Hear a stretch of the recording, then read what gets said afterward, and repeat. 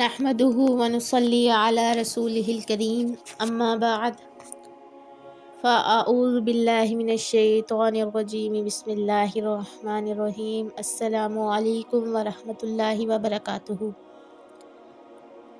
صحابی رسول صلی اللہ علیہ وسلم حضرت عبداللہ بن مسعود رضی اللہ تعالیٰ عنہ کے بارے میں آج آپ کو بتانے لگی ہوں۔ ان کی زندگی کے کچھ واقعات، انہوں نے جن جنگوں میں شرکت کی، حبشہ کی طرف جو ہجرت فرمائی، ان میں کیا واقعہ پیش آیا۔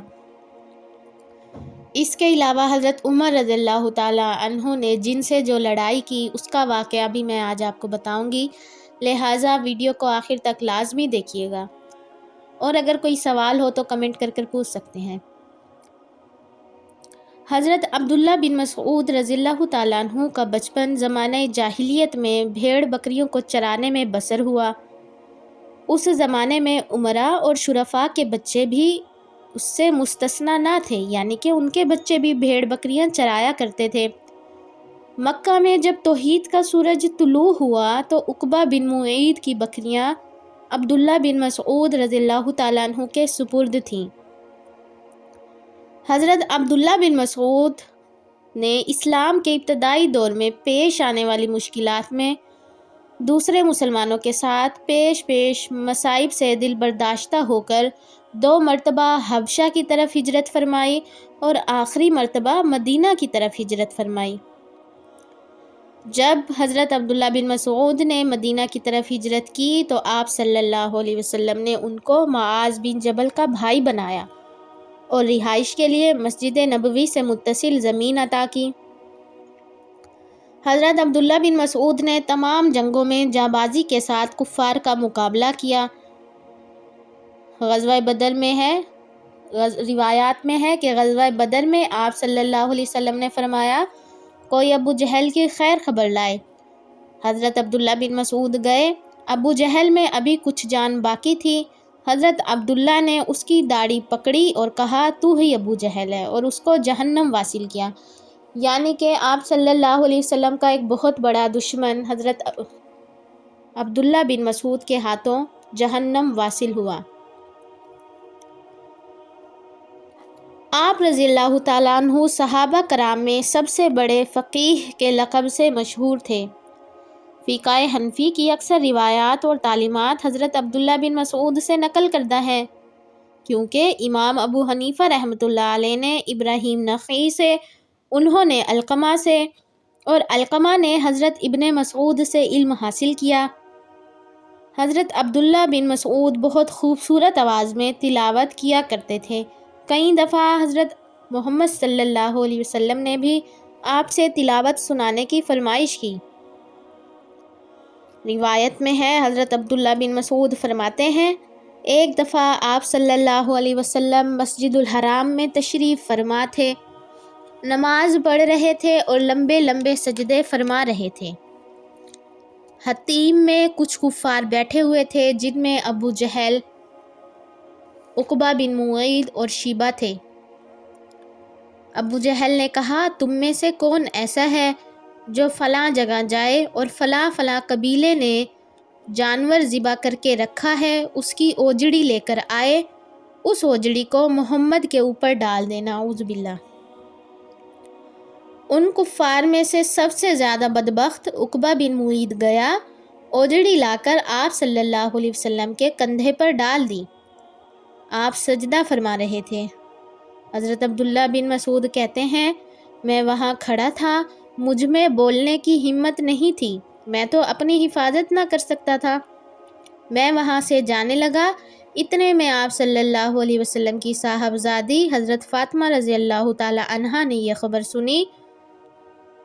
وہ دوڑی ہوئی آئیں اور آپ کے کندھے سے اوجڑی کو اتار کر قریش کی طرف متوجہ ہوئی اور ان کو برا بھلا کہنے لگی۔ آپ صلی اللہ علیہ وسلم نے جب اپنی نماز مکمل فرمائی تو قریش کے لیے 3 دفعہ بددعا فرمائی کہ اے اللہ قریش کی پکڑ فرما، اے اللہ عقبہ، ابو جہل اور شیبہ کی پکڑ فرما۔ پھر آپ مسجد سے باہر تشریف لے گئے۔ راستے میں آپ کو ابو البختری نامی ایک شخص ملا۔ اس نے آپ کا چہرہ مبارک پریشان دیکھا تو معاملہ دریافت کیا۔ آپ نے فرمایا مجھے جانے دو۔ ابو البختری نے کہا خدا جانتا ہے میں آپ کو اس وقت تک نہیں چھوڑوں گا جب تک آپ مجھے یہ نہ بتا دیں کہ آپ کو کیا حادثہ پیش آیا ہے۔ آپ کو یقیناً کوئی بڑی تکلیف پہنچی ہے۔ جب آپ صلی اللہ علیہ وسلم نے دیکھا یہ مجھے جانے نہیں دے گا تو آپ نے سارا واقعہ اس کو بتا دیا۔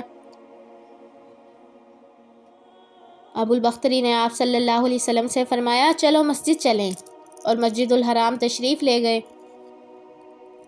وہاں پہنچ کر ابو البختری نے ابو جہل سے کہا اے ابو الحکم، تمہارے ہی کہنے پر یہ اوجڑی محمد صلی اللہ علیہ وسلم کے کندھوں پر ڈالی گئی ہے؟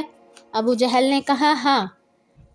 ابو البختری نے جو کوڑا اپنی بغل میں دبایا ہوا تھا وہ ابو جہل کے سر پر مارا اور کافروں میں لڑائی ہاتھا پائی شروع ہو گئی۔ ابو جہل نے جب کافروں کو لڑتے ہوئے دیکھا تو کہا تمہارا ناس ہو، اس لڑائی کی وجہ سے محمد کا فائدہ ہو رہا ہے۔ ایک روایت میں ہے کہ حضرت عبداللہ بن مسعود رضی اللہ تعالیٰ عنہ فرماتے ہیں آپ صلی اللہ علیہ وسلم نے ہمیں نجاشی کے ہاں بھیجا۔ ہم تقریباً 80 مرد تھے۔ جب قریش نے دیکھا کہ مسلمانوں نے حبشہ کی طرف ہجرت کی ہے تو قریش نے عمر بن عاص اور عمارہ بن ولید کو تحفے دے کر نجاشی کے دربار میں بھیجا۔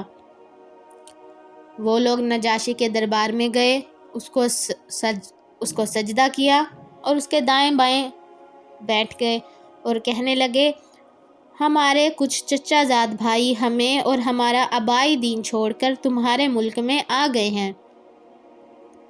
نجاشی نے کہا وہ کہاں ہیں؟ عمر اور عمارہ نے ان صحابہ کا پتہ بتا دیا اور ساتھ یہ بھی کہا کہ ان کو اپنے دربار میں بلاؤ۔ نجاشی نے صحابہ کو بلانے کے لیے آدمی بھیجے۔ حضرت جعفر رضی اللہ تعالیٰ عنہ نے اپنے ساتھیوں سے کہا آج میں تمہاری طرف سے بادشاہ کے سامنے بات کروں گا۔ چنانچہ سارے مسلمان حضرت جعفر کے پیچھے چل پڑے۔ حضرت جعفر رضی اللہ تعالیٰ عنہ نے دربار میں پہنچ کر سلام کیا اور سجدہ نہ کیا۔ لوگوں نے کہا تمہیں کیا ہوا ہے، تم نے بادشاہ کو سجدہ نہیں کیا؟ حضرت جعفر نے فرمایا ہم صرف اللہ کو سجدہ کرتے ہیں، اس کے علاوہ کسی کو نہیں۔ نجاشی نے کہا یہ کیا بات ہے؟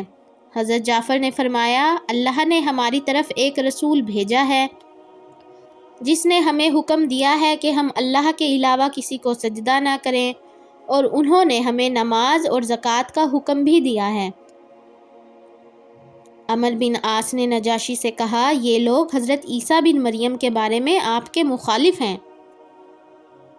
نجاشی نے حضرت جعفر سے کہا تم لوگ حضرت عیسیٰ اور ان کی والدہ کے بارے میں کیا کہتے ہو؟ حضرت جعفر رضی اللہ تعالیٰ عنہ نے فرمایا ہم بھی وہی کہتے ہیں جو ان کے بارے میں اللہ نے کہا ہے، وہ اللہ کی پیدا کردہ روح اور اس کا وہی حکم ہے جن کو اللہ نے کنواری عورت کی طرف القاء فرمایا، جن کو کسی بشر نے ہاتھ نہیں لگایا تھا۔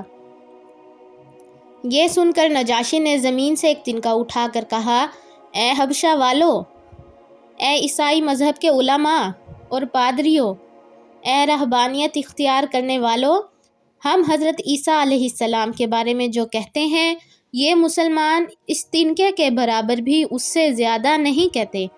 اور پھر مسلمانوں سے نجاشی نے کہا خوش آمدید تمہیں اور اس ذات اقدس کو جس کے پاس سے تم آئے ہو، اور میں گواہی دیتا ہوں وہ اللہ کے رسول ہیں، یہ وہی ہیں جن کا تذکرہ ہم انجیل میں پاتے ہیں، یہ وہی ہیں جن کی حضرت عیسیٰ علیہ السلام نے بشارت دی تھی، تم میرے ملک میں جہاں چاہو رہو۔